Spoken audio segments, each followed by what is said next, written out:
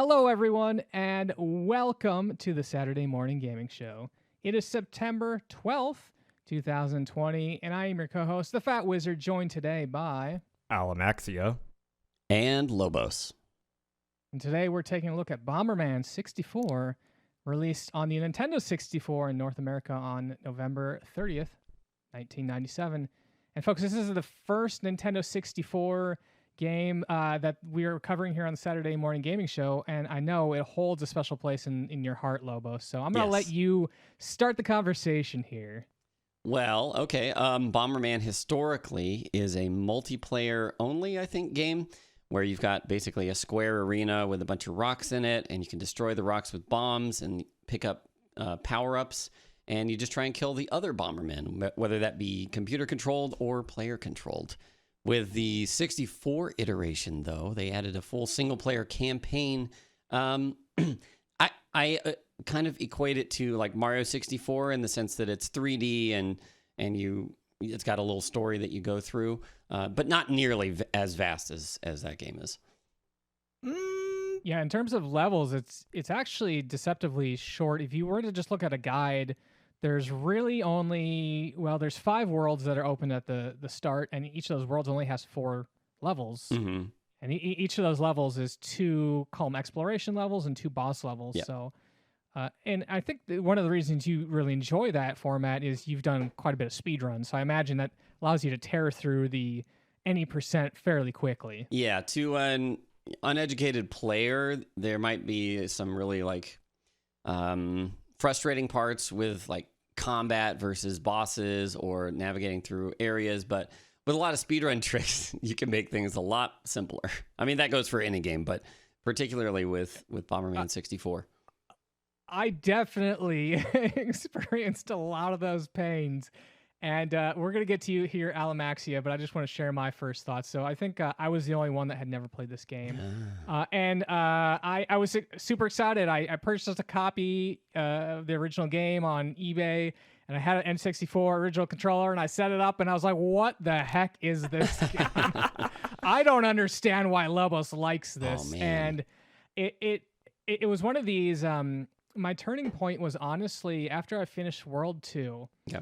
I was like, all right, well, how much of this dumb game is left? Wow. And I was like, no, there's gonna be a turning point, so just hold on. All right. And so I was like, all right, well, if you collect all the 100 gold cards, and we'll talk about those in a little bit. They're basically collectibles. If you collect all 100 gold cards, you open up a 6th world. Mm-hmm. Otherwise, you can only do 5. And I was like, well, it's short enough. Let's just do all of it. And that's the moment that I actually really started to enjoy the game, is less of a sort of an exploration game and more of a skill game where you're speed running, because one of the things is one of the gold cards you do get by completing levels very quickly or doing things very skillfully. And we'll talk about some of that in the bosses here. But Alamaxia, let's hear your thoughts. I know you're returning after a little bit of away time on Bomberman. What was your impressions? You know, Bomberman 64 holds a very special place in my heart. I grew up playing this game almost every weekend with a close group of friends of mine. We would hold effectively small LAN parties and take turns just playing through the game. So we were early speedrunners in that aspect, but we did a lot of multiplayer, collecting all the extra little cosmetics that the game has for Bomberman. Dress him up as a knight, run around, and just play traditional multiplayer Bomberman. That was my childhood with this game, but getting back to it and really going through this story and finding all these gold cards again reminded me how much I hated bomb jumping. So a couple of the levels, and actually level 1, the very first level called Untouchable Treasure. Actually, as I understand, this might not be your very first level, right? I think you can switch, so you can choose any of the worlds. Yeah, there's 4 worlds, and they're all accessible from the beginning, so you get to choose really to go which order you go through them. It is clear, though, that World 1, which is called Green Garden, is supposed to be the first one, because there's the character, and hopefully Alamaxia can fill us in what this character's name is. But this character is Sirius. Mm-hmm. Sirius, yeah, and he basically gives you instructions on how to play the game. Yeah. And so we're on Untouchable Treasure, and boy, did I need instructions, because I had a lot of difficulties figuring out how to play the game. initially. Well, just as a comparison to how original Bomberman played, you could set down bombs with a button, and then in the originals, you had to get a power-up so that you could kick bombs, a power-up so you could pick up bombs and throw them. But that's all just default in Bomberman here. So you can do the same. You can place bombs, you can kick them, you can press B then A at the same time, which will spawn a bomb but also pick it up. And then you can mash A to pump up a bomb until it gets to full pumped status, which will do extra damage and also have a larger explosion radius. Yeah, great descriptions on all the moves there. And I actually did not know that you could pick up a bomb. Basically, if you want to hold a bomb and throw it, right? Yeah. I always thought you had to place it on the ground first and then pick it up. And it wasn't until World 3 that Sirius had told me, hey, if you want to just throw the bomb from your hands, like you said, hold down the B button, hit the A button. I'm like, oh man, that would have been a lot nicer to know. Yeah, when I was playing through it the other day, I was having my friend that I actually had the childhood with. He was watching me play through it, and we both saw that same little tip from Sirius, and we were like, why is that in World 3? That would have been wonderful to know, like, back in World 1-3. Yeah, especially as the end boss, jumping ahead quickly here, the end boss of World 1 is very demanding in how it wants you to pick up bombs and throw them, but we'll talk about that in a bit. Let's just talk about a little bit about the first level here. It's called Untouchable Treasure. Yeah. This one was interesting because it requires you to step into 4 of these shining pyramid type things, and eventually that unlocks this crystal, and then you go and like touch the crystal, and it's the end of the level. And it's pretty standard. There's nothing too crazy. The only thing that is kind of crazy about the level is some of the gold cards are hidden behind some pretty advanced tactics. Yeah. It's not something you're going to ever find on your first try unless you just playing that, level 1 for hours. And that requires doing like bomb bridges. And we'll let Lobos, I'm going to let you talk about that a little bit later. Yeah, sure. Well, yeah, I did want to mention that replaying like through the game in a speedrun fashion and then in the full collection fashion, it really does. It's like to beat the level, it's easy. It's that's very accessible. And then to get all the collectibles, then it's like, all right, this is where we're going to make it really challenging. Also, we didn't mention, but there is a normal and a hard difficulty in this. And I don't remember all the specifics of the hard difficulties, but I know it moves some collectibles as well as gives some enemies more health and stuff. Yep. Yeah. And I saw that, and I was following a guide that told us where to get all the gold cards, and I saw the hard mode stuff. I'm like, I'm noping out of this one very quickly here. Yeah. We did just fight. We did fight Cirrus for the boss of 1-2. And that's kind of just an introductory thing. He's like, hey, try to get me. It's a tutorial thing, right? And I don't think there's really anything too special about that. He just kind of kicks bombs at you, and there's a small little arena, pretty standard fare. Nothing too crazy there. Yeah, and we'll find as we go through that kind of one-on-one Bomberman versus Bomberman size enemy. We do that a few times, and each time it ramps up a little bit in speed and a little bit in intensity. Yeah. You can also get killed and kill your opponent by throwing them outside of the ring. And so... Oh, you can? Yeah. Oh, you didn't watch the speedrun strat on that fight? No, I mean, we'll see this in World 2. I definitely know you can get killed by getting thrown out of the ring, but I didn't know you could... So the serious fight in the speedrun, literally from the start of the fight, all you do is stand there and charge up a pumped up bomb. He doesn't move. And you step forward, throw it, and bonk him on the head. And then you pick him up, and he'll jump out of your hands onto the pump bomb and just bounce out of the arena. And it's nice. It's like a 4-second fight. It's perfect. That's my favorite. Now for folks that are watching the video, and we encourage you to do so because we have started actually re-recording these in video form and publishing them on Lobos's YouTube. Mm-hmm. So hopefully, if you're listening to the podcast, it probably won't be available quite yet if you're listening to it pretty close on release date, but eventually it'll be on the YouTube. So we urge you to come look at the video as well. One of the things I've done is I've included a lot of humorous deaths because The first, I'd say the first 15 minutes here is really my first hour into the game, and I am just terrible. And I'm like falling all around. I'm blowing myself up with bombs.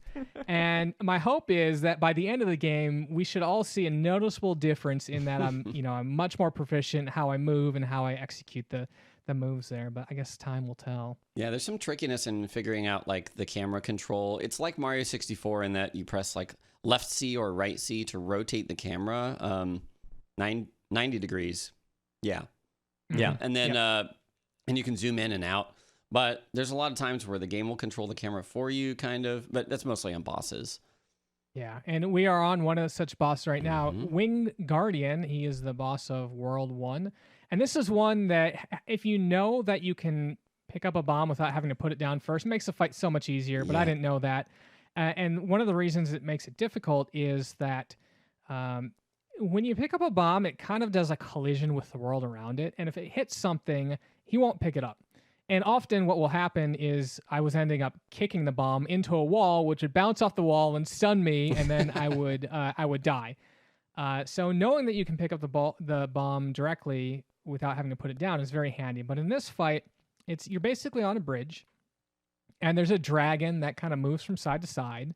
And the intent here is that if you want to get all the gold cards, what you want to do is you want to burn off their left wing, the right wing, and that involves some pretty accurate placement of your bombs when you throw them. It's not always easy to just burn the wing, because often if you get it too close to the dragon himself, it'll hurt the dragon. Yeah. And what you want to do is you don't want to hurt the dragon until you're about ready to finish the level. You want to hurt him a little bit, but not enough that you aren't able to burn off all his stuff. So you've got the two wings to burn off, and then you also have his face to burn off, and then you have his tail to burn off. Yep. And that's the hardest. Who's got the strategy for burning the tail? That's the one where you had to throw your bomb off the bridge whenever he's going under it. Yeah. Yeah, he does like a dive bomb. Yeah. And you really have to time it. Which is kind of a weird attack, because I don't think he hurts you in any way. He goes really far away, and he's like, I'm going to do a cool swoop, and goes under the bridge, and you have to time throwing a bomb and then detonate it, because at this point you have, they give you remote bombs, which is one of the power-ups, which there's a handful of power-ups we could go through. Remote bombs allow you to, basically a bomb will never explode unless you hit the trigger or it gets hit by an enemy attack or something, or fire that will detonate it. There's also super bombs, where the bombs turn red and then they deal double damage and also have a bigger explosion radius. And then there are also destroy some things that other bombs can't destroy. That's true. That's right. And then there's some basic power-ups where if you get a bomb icon, it lets you drop potentially more bombs at one time. So you can have, I think the default is 2. You can only place 2 at a time, but then you can get up to 8, I think. Yeah, quite a few. And then fire icon will increase the radius of your bomb explosions. I don't remember if it does damage, but definitely the radius. There's also these gems you can get, which if you get 50, will give you an extra continue. Which I didn't really understand the whole continue aspect of this game, because you could continue, or if you ran out of continues, you just went right back to where you were as if you had a continue. Yeah, so the only thing a continue does is preserve your power-ups, your bomb and your fire count, which isn't the most important thing, but if you're trying to do something where you want a lot of bombs or you need those big explosions, then it can be helpful to have it. A lot of times, though, having a big explosion can actually be negative, though. If you're trying to do some bomb jumps or something and you're trying to jump on like a narrow pillar, and then even if you have remote bombs and you're trying to like detonate them now, it's like they're going to reach you and kill you. Unless you have a heart. That's right. So next up, after switches and bridges, we have another fight, which is against Artemis. Artemis, yeah. And this one, this particular boss, sorry, this is not. No, it is Artemis, right? It is Artemis. Yeah, it's kind of a mini boss. This is one of the 3 little cohorts of the big baddie at the end that we see in the opening cutscene. So this is the first of the actual lackeys that we come across and fight. And Yeah. this one And is quite a step up from the tutorial fight that we had. Yeah, I want to briefly explain what he does. So his big attack that makes him difficult is he'll rise up in the air. I think that means that you can't actually kick him with bombs; they'll go under him. But when he rises up in the air, he shoots 3 fire projectiles, and they appear to go like cardinal directions, so north, east, and then also in between. So like north, northeast, and east, or north, west and northwest. Right. And it's deceptively tricky. I don't know. I had some difficult times dodging those, even though I knew how he was attacking. Right. Yeah, well, like it doesn't really lock onto you necessarily. It's just kind of aimed in your direction, and then it travels kind of a medium distance. And if you're at that distance, it's kind of easy to panic and just. I find what's easiest is if you can just run directly underneath him, and then I put a bomb under him usually, and then he'll land on it and kind of like bounce. And if you go directly underneath him, then he'll never hit you with that spell. Oh. Yeah, the one thing that got me was his fireballs can actually go through the pillar. There's a pillar in the middle of the arena, and you're like, oh, great. Here, I stand behind this, and he can't. What the heck? Whoops. Yeah, man. It's magic. Alamaxia, you were talking about like the lackeys and kind of the main baddie, but what even talk about the whole motivation of what's going on here with Mr. Bomberman and these worlds? So yeah, so in the opening cutscene, we saw really just Bomberman's kind of little world and city just get absolutely annihilated by this fortress that came down from basically space. And what's happened is that there are these big group of baddies. The names, I know there's Regulus, there is Artemis, Orion, and I can't remember the other two. Altair. Altair is the big guy. Yep. And what they're doing is they have this device called the Omnicube that they're going around and trying to encapsulate worlds inside of the Omnicube. It has the power to basically hold universes inside of it. So Altair is not using this to try to get any sort of like battery power, but to get like power over the people of the worlds that they conquer. So Bomberman here, the white bomber, was able to survive, and he's out trying to, save his city and save his people. And one of my favorite quotes that I think it happens in World 3, the lava world or the mountain world. You talk to Ceres, he's like, hey, you want to know why bad guys are trying to blow you up? He's like, here's why. He sees you as specks of dust, and if you bought something and it had specks of dust on it, you'd wipe it off too. And I was like, wow. Yeah, man. Wow. That is cruel. Yeah. So now we're on the boss I was thinking we should have been on earlier, which is Sewer Savage. And I think this is a really great opportunity to talk about some more of the mechanics you have to use to or things you have to do to earn gold cards on bosses. So who wants to talk about the giant fish thing here? Sure, I can talk all about him. Basically, he's got a couple of different parts on him. He's got this trunk that he'll try and smash you with. He's got a tail, and I think those are the only destroyable parts on him, right? I think you can get his eyes. No, you don't blow up his eye. I think you only blow up his. The gold cards are you have to blow up his little snout thing, whatever you call that. His tail.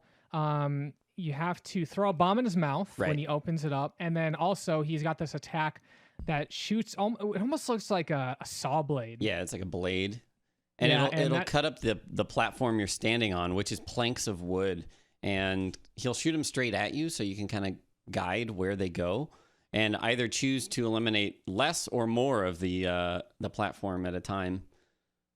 And if you get down to just one little plank, so it looks like a raft, and there's maybe 10 different little planks, and they're all about the size, the width of Bomberman, maybe a little bit larger, but not much. And so it's kind of like the way I used it is I had all the gold cards except for that one, which was get down to one, and he was basically dead. So I'm like, all right, all I need to do is not fall off this little tiny area here. But it was a little stressful. Yeah. So the bosses will have a suite of attacks, and this one in particular, as you destroy parts of him, he'll stop it'll remove a particular attack from his arsenal. For example, the trunk he'll come up and then he'll trunk slam you a couple times. But if you blow up the trunk, then he can't do that anymore. So it kind of funnels down the attacks so that eventually the only thing whatever you need left to do for the gold cards is all he's going to do. Like, for example, cutting down the platform. But he'll alternate between kind of hovering in front of you, then he'll descend into the water, come up and do one of those abilities, unless the rest are done, and then that's it. But of note, on the levels, you can get gold cards, and then you have to finish the level, and then you keep credit for that. But on the bosses, you have to get all of the requirements in one single fight. So you can't just focus one thing at a time and then finish the boss and then come back and complete them that way. And that's honestly probably what felt the hardest for me in collecting all the gold cards in the initial 5 worlds here, was just perfecting those bosses. Mm-hmm. Yeah, and one of the challenges there is one of the gold cards is you beat the boss quick enough, and sometimes he just doesn't do the attacks you need, or he doesn't do them often enough, and it's like, well, you get one chance at this, and if you miss that chance, you might as well start over because he might not do that attack, because some of them definitely have different probabilities. And there's one boss later on that I probably played for a half hour, and I only saw one of these attacks happen twice ever. Oh, man. It was crazy. The RNG can really work against you in this. Yeah. Now, Lobos, in terms of fighting bosses here in RNG, did that affect the speedrunning much, or is it pretty standard fare? Absolutely, because again, on that fight in particular, he'll submerge and then he'll go really far away and kind of cut off part of the platform. That whole like maybe 15-20 second sequence, you can't damage him. So what you want is just anything that keeps him close to you, so you can kill him really quickly. So after you complete each world, and when I say complete, it's really just beating the boss. It breaks the chains of that world. So the way that the overworld is structured is you have 4 islands, and each one of them has this big chain that's connected to the 5th island, which is up top. And so it's pretty obvious, all right, if you want to get to that 5th one, you have to finish all 4 worlds. And so we just completed world number 2, and we are on world number 3, Red Mountain. And this is, the old video game trope here. You're in a lava/mountain, and there's fireballs coming at you. So I was like, yep. And I knew there was an ice one coming. So I was like, yep, it completes the trifecta or dufecta, whatever. Yeah. And this one's called Hot on the Trail. I think this one, the challenge on this one is it was just a very, very large level, and there's actually quite a bit of backtracking if you want to go get the gold cards, because what you have to do is go, before I'm going to interrupt that thought, because here is Orion, and I cut together a fun little montage of my experience with the boss here. So let's maybe Alamaxia or Lobos, you take over and talk about what's happening. So Orion just tossed Bomberman right off the edge, showing that Bomberman is very susceptible to all of these attacks that he can dish out as well. And this looks painful. I'm not having a good time. Oh my gosh. These are all the time. I captured all the times that he threw me out of the arena. It's probably like 12 times. And here's my favorite. He picks me up, he goes to throw me, but he gets stuck on the collision and he can't throw me off. So this one can be very frustrating, because if he stuns you, he's apt to just pick you up and just throw you out of the ring into lava. Yep. And that stun is brutal, because he just gets close to you and uses it. Yep. Now, I didn't realize you could do the same to him. I don't know if you knew that you can rotate the joystick really quickly to get out of the stun faster. So that's the thing is I never knew that. I tried mashing buttons and I tried searching on the internet, and I'm just like, you know what? It seems random, and I'm just going to let it. So I actually didn't know you could rotate the stick. So that would have been helpful. Yeah, I'm pretty sure. Unless it's just a big placebo effect. But I feel like the rotating stick, or at least flipping the stick back and forth, is definitely a mechanic. I think Sirius even mentions that in in the first level. Oh yeah, I think he talks about that in his tutorial. But But I was If gonna say, any of even you are that big- kind of wiggling stick trope is, I feel like in a lot of N64 games, Yeah. that's a way to get out of your stuns. I mean, they have a stick there, so you got to jiggle it. Well, if you're a fan of Bomberman 64, or you paid to the instruction or paid attention to the instructions more than I did, let us know. Does wiggling the stick actually affect your? Because I'll tell you what, that's another one that would have made some of the boss fights much easier here. Just And a real. the next, I was just gonna give a real quick breakdown of the actual fight itself, Orion. Yeah. Because he's another one of those lackeys, and he's very aggressive. He'll run pretty much straight at you as best he can, and he'll deploy this big shield around him, which not only protects him, but will also stun you if it grows into you. And it's a pretty big radius. And so he'll use that a lot to stun you, and then he'll just barrel straight for you, grab you, and then before you can do anything, just toss you off the edge. I find the best strat for that is to throw like a pumped bomb in the middle and then run past the pumped bomb so that he has to come toward you into the bomb.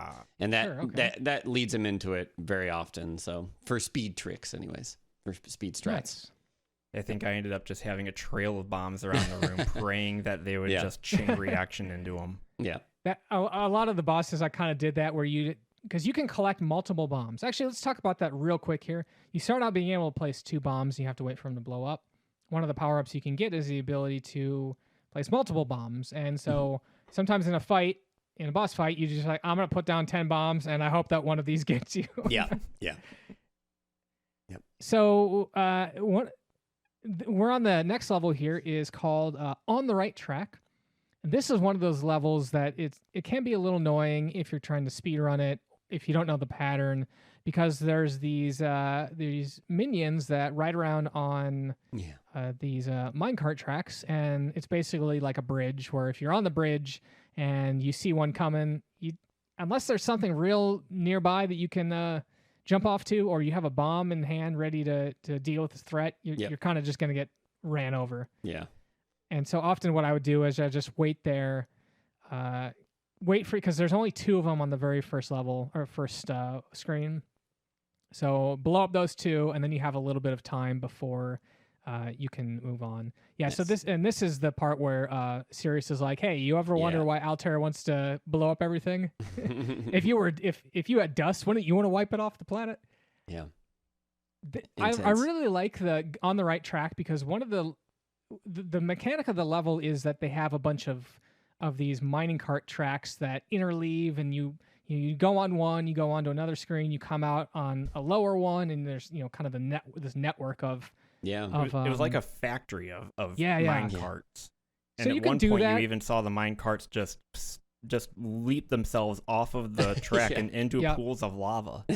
Like, what are these guys doing? Yeah, that's all they live for, man. You can decide to follow all those, or you can just hop from one of the mine carts all the way down to the bottom. Yep. Which saves you a huge amount of time. I was like, oh man, I hope this doesn't have a kill volume down there. And sure enough, it's like, no, you can do that. And I'm like, that's great. Yeah, Lobos, why don't you walk us through a Hot Avenger? Because I did see you trying to go for the gold cards on this on your stream. Yeah, so the gold cards are pretty similar to the speed strats, honestly. The only thing that you don't do in the speed strats is knock his hat off.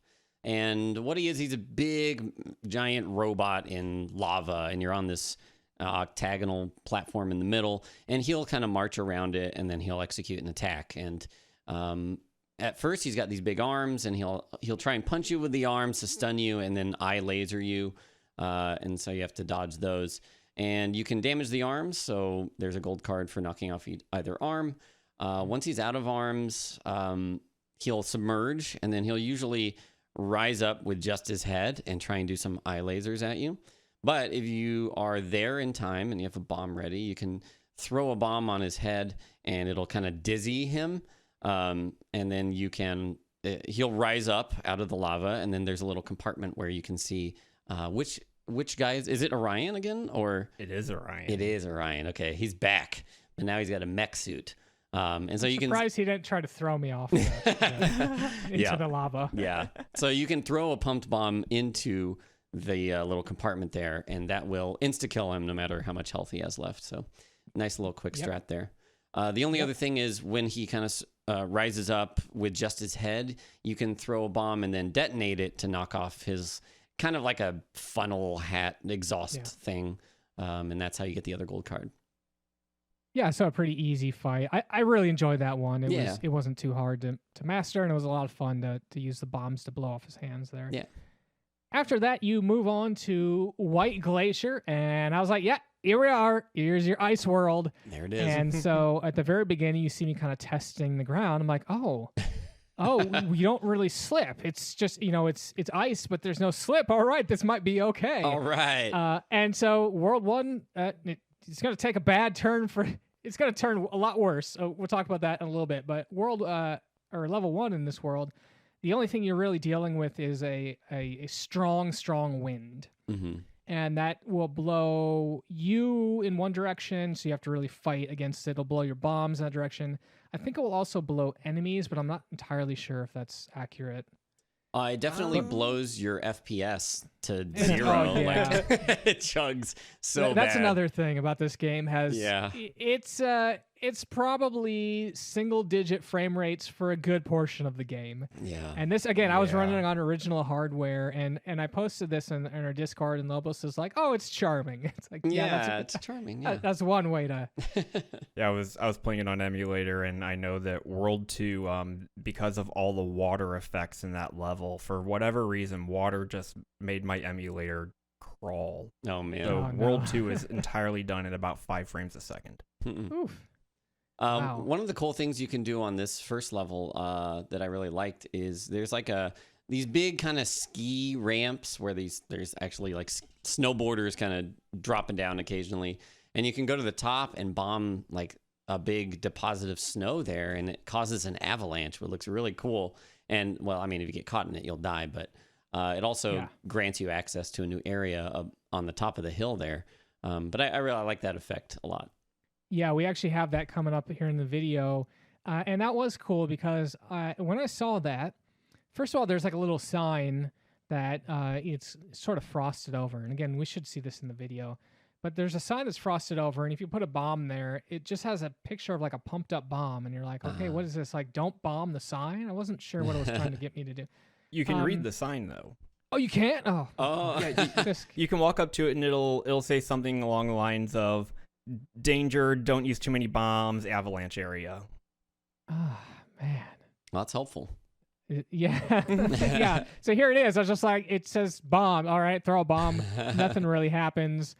But then I go up the hill here. I'm like, there's a weird like texture glitch here because one of these is off color. I'm like, maybe I can throw a bomb. Oh no! Oh my you throw a bomb back there, and this huge avalanche comes down right on top of me. I'm like, okay. And that is such a cool graphic effect, honestly, in the game. For as few really awesome graphical things as this game has, that was one that caught me off guard. That was a really cool effect. Yeah, it is cool. And like Lobos said, so you throw it in there and you go off to the side, and that will actually open up another area for you. And in fact, this is my speedrun strat when I beat the game or beat this level quickly. Because again, each of the level you have to complete under a certain par to get the gold card. And so I actually used this area this area to very quickly get me to the end of the level. Now, I found that quick.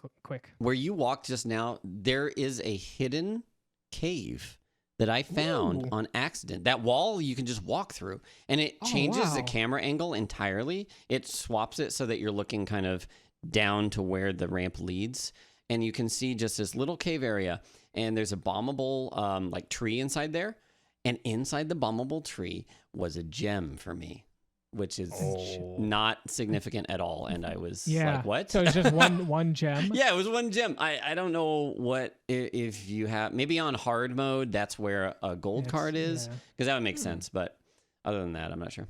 I'm going to have to look into that one. Let's talk about gems, because I know I vented my frustration with what I considered the worthlessness of gems. So Lobos, why don't you sell gems to me? Why are these good? Yeah, I think we did go over what they do earlier, but they are for adding continues to your I guess, your play before you get a full game over. And all that does is preserve your bomb count and your firepower or bomb size. Because if you game over, then you have to start with a tiny little bomb and 2 bombs only. 2 bombs. And honestly, often I was fighting bosses with that because some of the bosses would take me multiple tries, especially to Right. get all the gold cards. Yeah. And so a lot of them was just like, all right, well, just focus on those pumped up bombs. Yeah. Mm-hmm. And we just powered through Regulus. Not much to talk about here. The only thing he does that's interesting is he charges at you, and one of the ways to get the gold card one of the gold cards is to kick a bomb at him as he's charging you, and that's satisfying. Yeah. But I want to talk about this level here because this is okay. So this is this world or this level is named Shiny Slippery Ice Floor.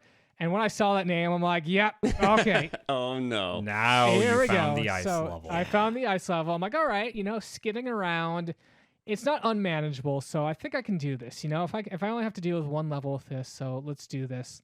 So there's some penguins there, and then you move on to the next screen, and this is why I said, why? I think I explained to Lobos, why does this level exist? Yeah. So you go to the next screen.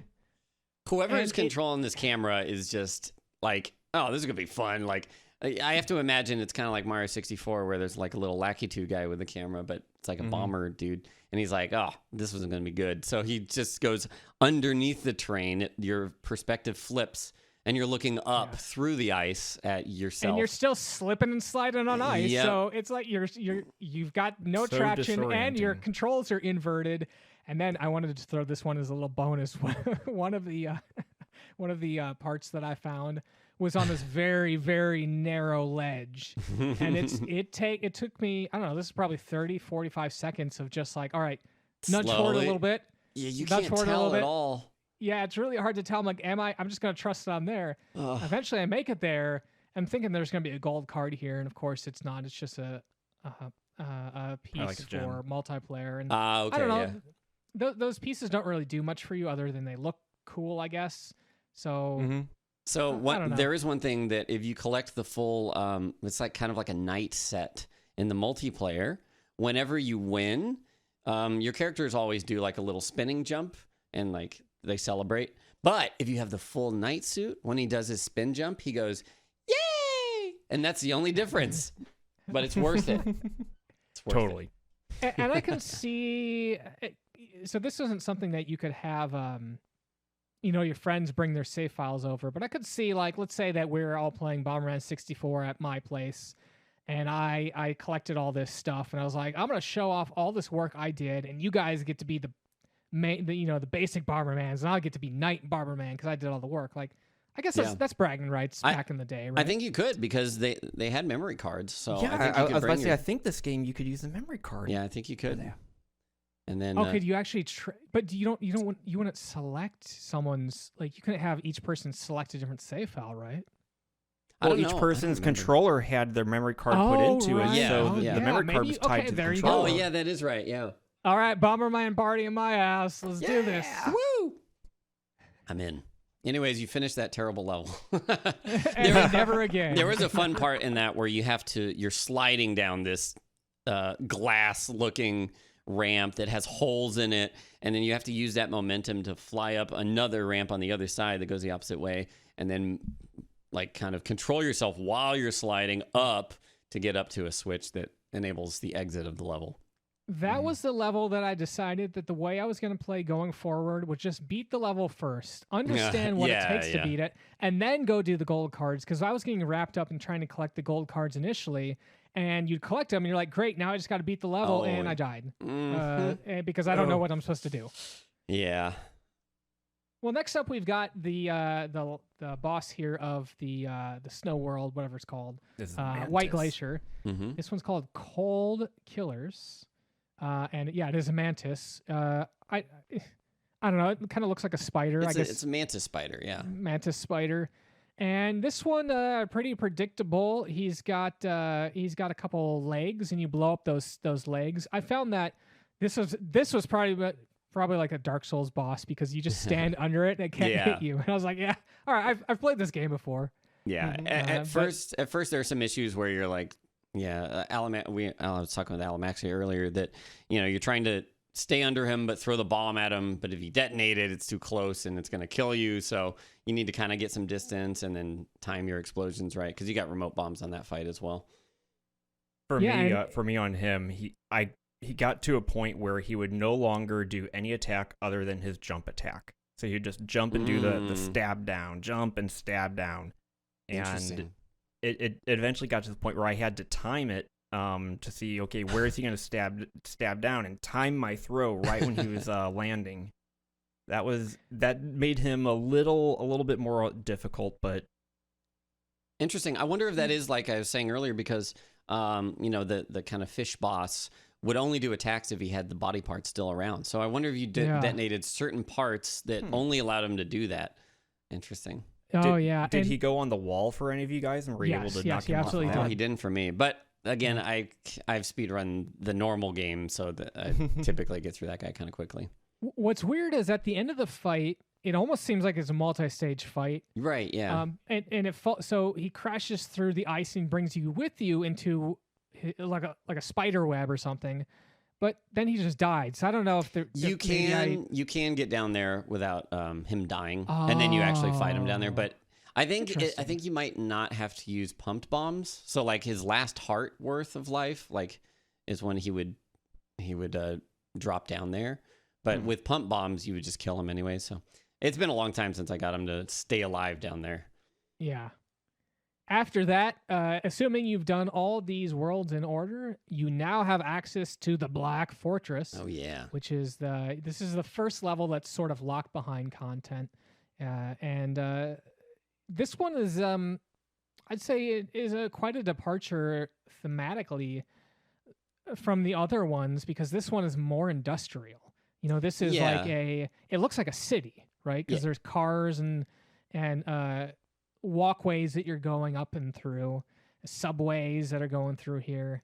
Yeah, so I believe that the previous worlds are actually like chunks of Bomberman's world. Am I wrong on that? And that they've been elevated into the sky, and they're somehow powering, I think, the shield around the Black Fortress, which is here. I think you're right. And how they traveled to Bomber World. Yeah. Yeah. I just want to, before we forget, because we've forgotten on some episodes before, but I want to take my hat off to the music in this game, and it's just there. It's very synthy, and they've got some various styles. This area in particular is very like cyber and upbeat, but all the music is just fantastic. I love it. Green Gardens is like, man, I could listen to that forever. It's music you can just sit there and hum all day and never get tired. I loved flipping on the game and letting the demo or a track mode go. That's the best. That music is so good. Yeah. Yep. I used to use that actually as my stream intro for like a year. Oh, yeah. wow. Anytime I would start the stream, I would just play that, and everybody knew that the stream was starting. The stream is starting. Yeah. It's good. I want to do that again. There you go. Well, you know what? You should do that, and then people will be like, hey, why are you playing this song? That's right. And you're like, clearly you haven't listened to the Saturday morning gaming show. Exactly. Here, go listen to this. It explains it there. Perfect. At the end of this level, the first level here in Black Fortress, which is called Go for Broke, kind of an interesting departure from all the other levels, because, or all the other, I'll call them exploration levels. Sure. Because usually what would happen is you'd hit some sort of unlock or you'd trigger something, and there'd just be a little green arrow, and you'd step on that green arrow, and that's how you exit the non-boss levels. Mm-hmm. But on this one, there's actually a boss, right? Yeah. And you have to kill the boss before you can. That's what triggers the green arrow. And it felt very Mega Man-y in how you have your standard progression of levels, then you get to the perceived final level, and all right, now we're gonna throw everything at you. You better know how to play this game at this point. Yeah. Mm-hmm. Yeah, and this is, man, I wish that I could have Lobos, you just like watch my speed runs here, because I feel like when I was playing these, I'm like, man, these are tight moves I'm doing. Yeah, like, right. The timings are tight.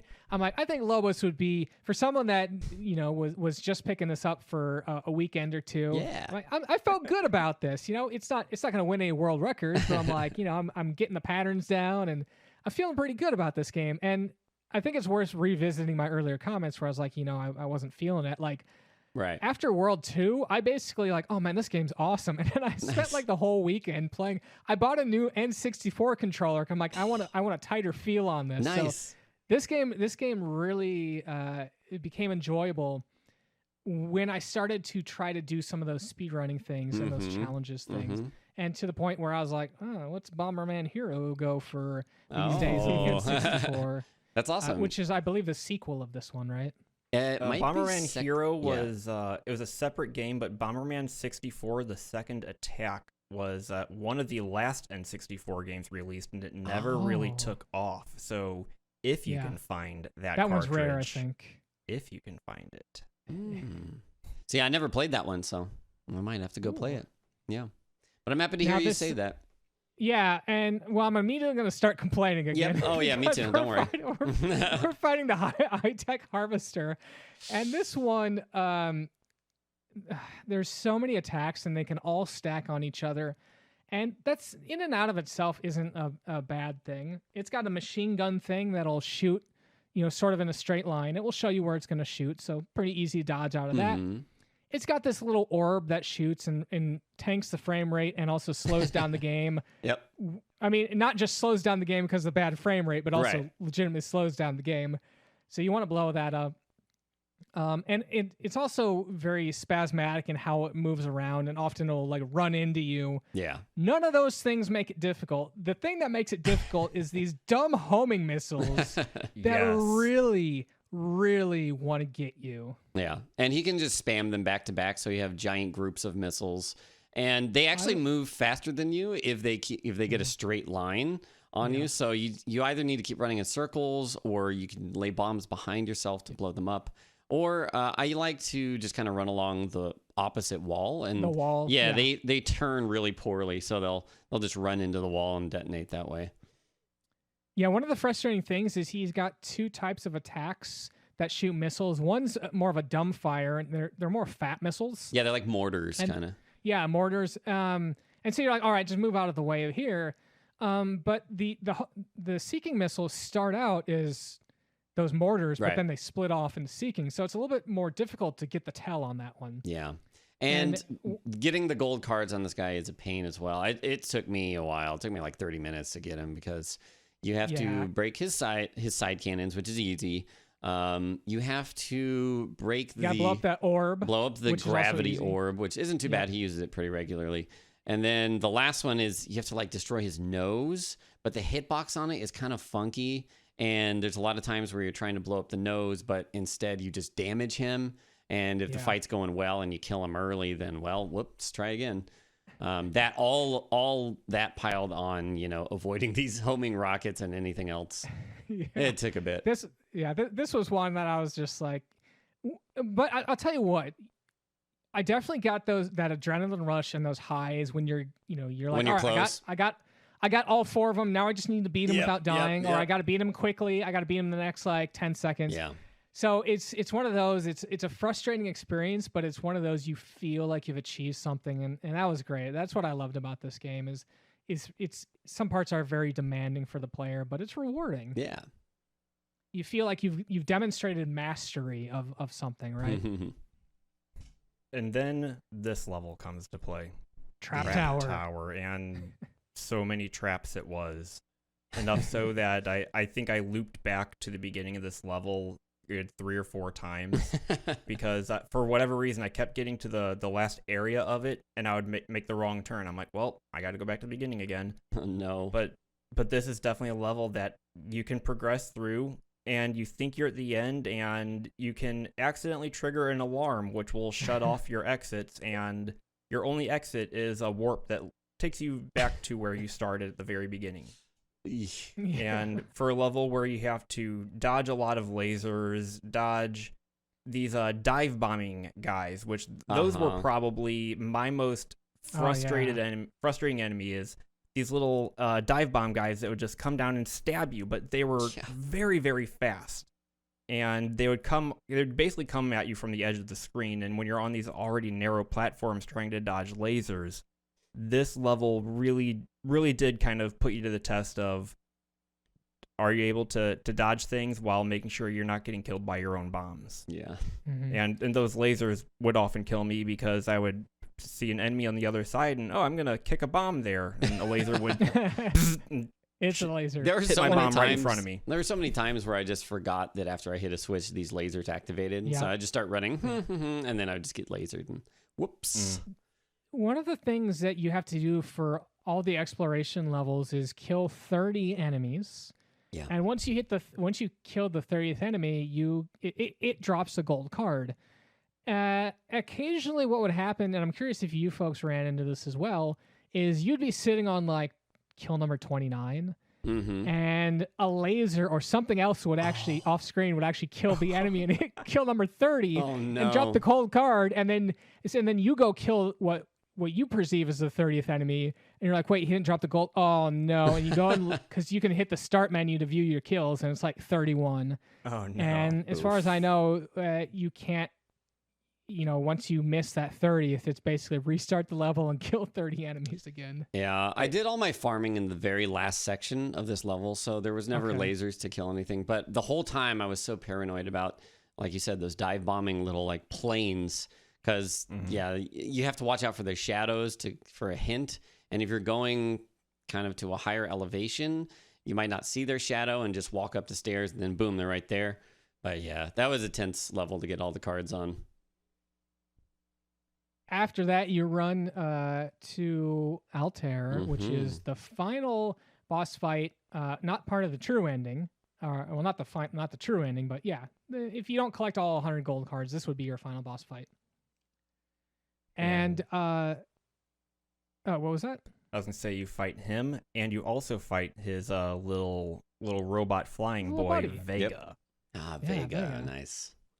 Yeah, this Vega, he's a fun little addition to the fight. So it's a typical, kind of bomber dude lackey fight where he'll run around, plant bombs and kick bombs and stuff. But then this robot will fly around, kind of seemingly doing nothing, and then occasionally it will just decide to shoot this solid laser beam, and if it touches you, you get killed, unless you have a heart, of course. And it can also detonate all the bombs that are in its path. So you just have to watch for that the whole time. And that laser was a pretty fast attack. That definitely got me a handful of times. I will have to say that this fight, I don't understand that well, because I think this is one that I actually got, like on my first try, I got all the gold cards and beat it on par. Like for whatever reason, I just got really lucky. And also, it's not obvious all the times what causes the gold cards. Like occasionally I'd have to look up, like, how do you get a gold card on this boss? But often the boss is a pretty safe bet. Like if you hit someone with your pumped up explosion, if you hit them with a bomb on the head, generally those are pretty safe bets for getting gold cards. And I believe I managed to get this all on the first try. Nice. So this is one that I got really lucky and knocked it out of the park. So yeah. So and then so you kill him once, and then there's a second phase where he converges with Vega, and then he's in this super second phase where he can teleport around and everything. But with the speed strats, if you kick a bomb into him, he stays stunned for like 3 whole seconds. So right at the beginning of the start, you just mash A to kick a bomb at him, and it'll stun him, and you can just go pick him up and throw him off the cliff. Nice. What a jerk. Yeah. So here's where the game's going to diverge a little bit. If you have not collected 100 gold cards, what we actually just saw was Regulus was getting carried off. Altair is getting carried off by Regulus. Yeah. And just telling Bomberman, you'll pay. And by the way, some of these bosses have voices. Yeah. And they're hilarious because I'll finish you. Oh, but so yeah, if you do the regular ending, Altair gets away thanks to Regulus. Sirius, like everything kind of resolves, and then Sirius comes and talks to you, and he says, I'll be honest, I'm a little disappointed in you. I'll probably never see you again. Goodbye. And then that's it. And you're like, what? Why is so cold? Oh, wow. So there's got to be something more there. And sure enough, if you manage to collect all the gold cards and then you beat Altair, Sirius shows up and grabs the Omni Cube and says, yeah, that's right. And he says, like, you've worked wonderfully in my stead. Thanks for your help. I'll take the Omni Cube now and rule the universe or whatever. And you're like, oh, He was a bad guy all along. And I think, and I'm gonna just kind of jump ahead a little bit so we don't forget. I think at the end of the game, one of the bosses actually says, "Hey, we locked him away because he was a bad guy. You let him free. You're an idiot. We're going." Isn't there something really? like that? I thought that's what. Okay, we'll see. Yeah, I'll have to. Okay. I'll be honest. I didn't read like anything in this game because I played it so many times. And okay. But yeah. So we're on the last world, which is the secret world. I guess you can really kind of think about this as what do they call those in the Mario, like Mario, Super Mario Land, where Like it's the like Lost Rainbow, levels? no, Or the Rainbow Road? Rainbow Road, yeah, where they're like you have shit. once you beat the game, you collect everything. It opens up these really hard levels, right? Sure. Yeah, And that's what we got going on here. and that's what it's called, right? Rainbow Palace, I think. Yeah, actually, it is called Rainbow Palace. So Mm-hmm. yeah. So the first one is called Beyond the Clouds, and this is one I really had to look up because it's only 2 screens. Yeah. And I was like, what the heck am I supposed to do? And Lobos, why don't you talk about bomb bridging here? Because this one and then level 3 will extensively use it. So let's just get into it now. Yeah, this one really uses some advanced tactics. So you'll see a lot of spots where they've got kind of like a bridge and then maybe like a trench where there's just a gap that's ground level, and then the bridge again. And what you can do is you can pump up a bomb, or you can use even a small bomb in some cases, throw it into that gap, and then walk on top of it, and it'll bounce you. It'll keep your momentum whichever way you were traveling, and it'll bounce you across to the other side. And that sort of trick gets complicated by the addition of, kind of large staircase style like climbs, where you can throw multiple bombs, basically one on each step, and you'll just bounce all the way up. But it's really dependent on the positioning and the size of the bombs you use. So they require that in order to both activate the exit here and reach it. So there's some really precarious moves you got to take. And sometimes with those bomb bridges, you have to have the bombs bouncing on top of bombs. Right. So you have to work. You right. sometimes have to experiment with these different mixtures. Like, okay, do I need 2 large bombs, or do I need a large and a small, or 2 small? So you'd build a bridge and be like, oh, that's not going to work. Destroy the whole bridge and start over again. Yeah. Sometimes, sometimes you're in a bad position where if you destroy the bridge, you'll die. So you're just like, well, guess I'll die. Or, you just have to start it over. And there's a lot of times where you're trying to do a bounce, but maybe it bounces you the wrong way, or you get caught underneath a bouncing bomb, and then you're just stunned, pretty much permanently stunned. Although you can hold the joystick in a direction and slowly move out. It's painful. Yeah. You'll sit there for a good 10 seconds, stunned, bouncing on your own bomb. Like, oh my god. Yeah, you just get that sound in your head. Yeah. Now I will say that up until this point, none of the levels have required you to complete just the level. Have required bomb bridges. There have been requirements to, if you want to get the gold card, some do require that, right? So it's not like they expect you to learn a new skill here. You should have already known. But yeah, bomb bridging isn't something that you use often enough to really be able to look at something and be like, I know exactly what I need to do here. Yeah, you're like, well, I think maybe I could do this, but how do I get over here? Right. There is kind of a thing, if I recall correctly, like where you finish the game and in the ending credits, they show like a couple of sequences. And in those sequences, they show them building like a bomb bridge. Yeah. So you're like, oh, now that I've beaten it, I know to go back there and do that. And it really gives you that itch to go complete stuff. And some of those bridges are the really difficult bridges to build. Like in 1-1, there's a bridge you have to build to the top of a pillar that you see like right at the beginning of a game. Yeah. And they give you the solution in the credits. So if you stick around and watch, you can really find out where a lot of those hard to reach gold cards are hidden. That's awesome. Yeah. So the last exploration level here was an absolute nightmare. It's called Doom Castle. I don't even know how I want to relive this, but I'm going to try to explain. You basically go into a room. It looks kind of like a cathedral. Yeah. You can see this stained glass floor at the far end, and there appears to be 4 switches along with a little compass that seems to indicate that there's 4 things you need to actually activate. Yeah. And the bomb jumps here are just ridiculous. And not only are the bomb jumps that you have to set up ridiculous and time consuming, but enemies keep spawning around there and keep interfering with your bombs. And some of them will actually shoot your bombs. And you see, I just completed the level and it said I defeated 99 enemies. I'm quite sure it was more.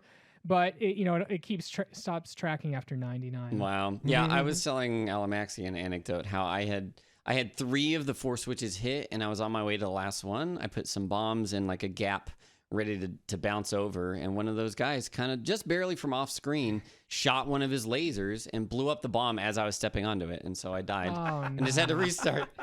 Well, so the saving grace of that level is up near the little stained glass compass thing we're talking about spawns one of the heart minions. I didn't find that. If you ever lose your heart, by the way, pink hearts will allow you to soak 1 point of damage. Right. And does kind of a Sonic thing where if you get hit, your heart will pop out, and if you can collect it in time, good job, you get it. Yep. But if you don't collect it in time, then you've lost it. So there's a little opportunity there to absorb some damage. And I made sure I had one at all times because I was like, I ain't doing this, this thing again. I'm not going to go back and flip 3 more switches. Yeah. Now, the very, very last boss here, the final battle, you fight Cirrus, and he's in like airplane mode. And I'll tell you what, this fight was very frustrating because what he does, his primary mode of attack is flying around with a laser beam, and I felt that the anticipation of that laser beam was not properly conveyed, so I really felt it was random.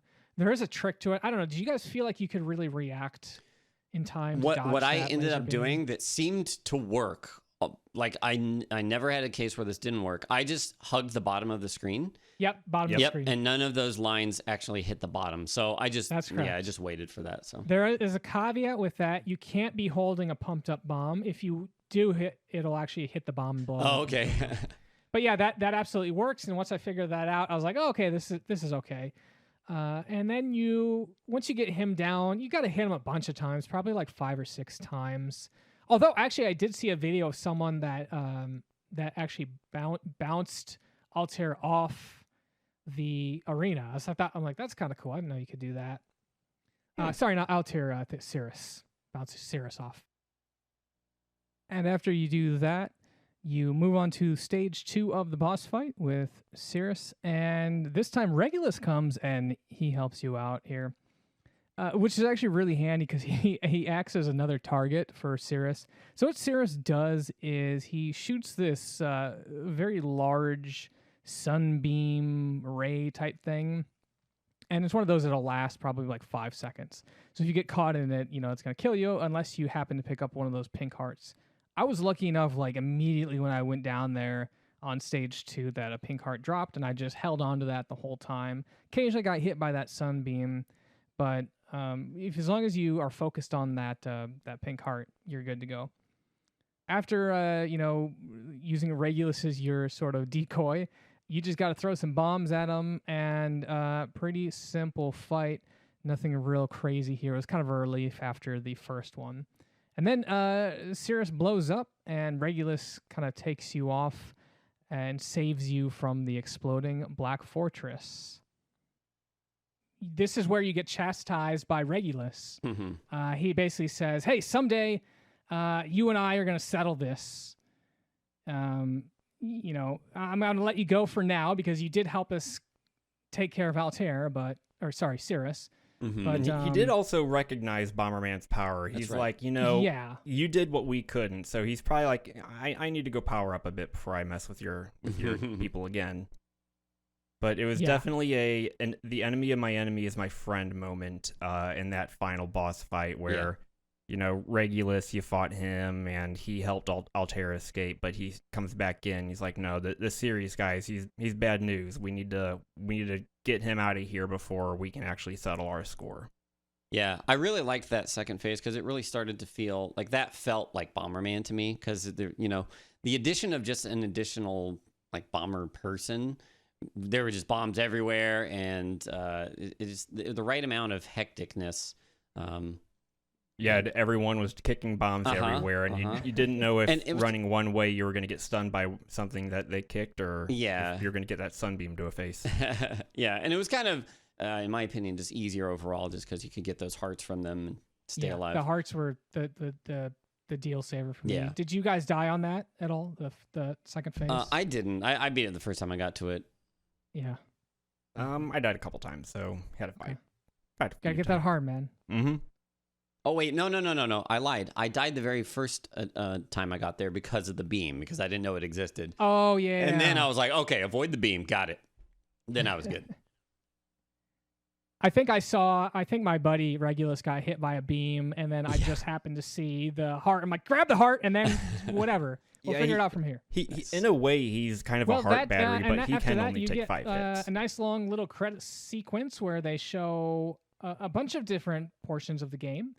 It's actually a very long credit sequence. I'd say it's probably like, especially for games of this era where you think about they do credits in like 4 or 5 screens. This one's like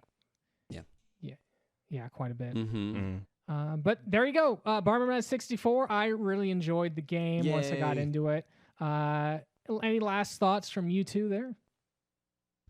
I mean, it's the same game I played a bunch as a kid. I love it today like I did then, and I don't know. I was actually same game, but you kind of approached it a little differently this time. Yeah, definitely. Right? Getting to go back through the 100% stuff was like, okay, cool. Yeah, I hadn't done that since I was like 15 or something. So I actually was giving some thought to the idea of 100% speed run, which would definitely make it a lot harder. But well, I'll tell you what, I actually did not bother getting the gold cards in the very last world just because some of those things are a nightmare. So I don't know if you consider 100% those as well. I guess you'd have to. Yeah, I didn't either. Although I did it did seem like the last exploration level, they just kind of gave them to you, because I think there were 2 boxes just right near where you would exit. You just blow them up and get 2 of those cards, and they were just like, yeah, whatever. You made it this far. Just have fun doing the bomb jumping. You know how to get to the ledges. Now we're going to put the goals up on the high ledges, and we're just gonna, throw the cards at you. Yeah. But overall, this was such a throwback to my teenage years, back to middle school, and the fact that I was able to play through it and just do a private stream to my best friend that grew up playing this with him. Great. It was awesome. Just talking about the memories that we had growing up playing this, myself, him, his brother, and our friend, this GoldenEye. We were N64 kids growing up. Yeah, and I'm looking forward to hopefully adding more of the N64 library to our rotation here. Yes, please. Yeah, and again, special thanks to the Patreon supporters, because they really made this happen for the show. It did require some additional hardware for us to be able to capture this. True. So I'm super excited that we were able to get this set up, and happy with the support of our fabulous supporters there who made this possible. And a special shout out to Tim, one of the new Patreon members for this month. So thank you so much, Tim. Thank you. And again, a reminder, there is that Earthbound goal if we're able to hit 25 Patreon supporters. You know what? Any tier, even just $1, if you enjoy the show, toss us a buck. Let's get closer to that Earthbound goal, because I am itching to check out that game. And that's going to be a 2-hour-long episode. And I think it's like a good 60 to 80 hours. It's a long game. It's very long. It's long and weird and crazy. And it is. It's a cult classic there. So again, if you're interested in learning more about our Patreon program, you can head on over to patreon.com/Saturday Morning Gaming Show to learn more. And we got to keep on with this content. What are we going to be doing for October? It's going to be a spoopy month. Yes, I love holiday streams, and my favorite holiday is Halloween. Feartober, Twitchtober, whatever you want to call it. I love it when people do Halloween themed or scary themed things. And last year we played what did we play for a horror game? Oh, System Shock 2. Oh yeah. And so yeah. that was a cool little, spook darky game. And this year we're gonna play The Seventh Guest, which I think neither Alamaxia or Lobos you've played, right? I have not played it. And have not. It's but-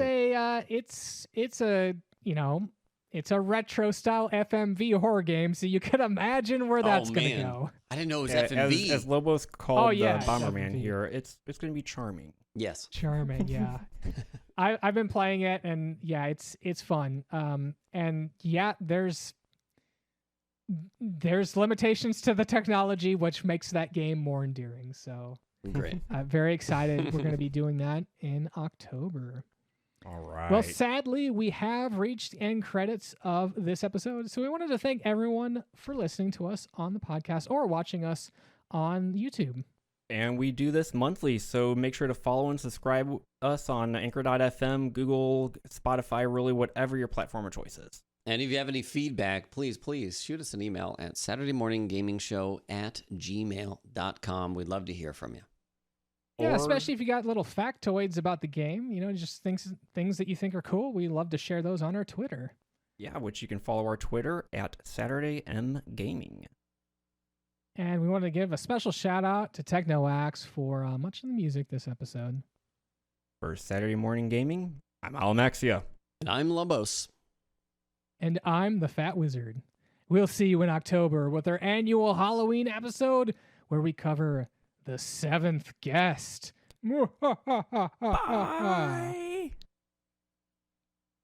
That was your cue to do like scary sound voices. Whoa. Mwahaha. Awesome. Perfect.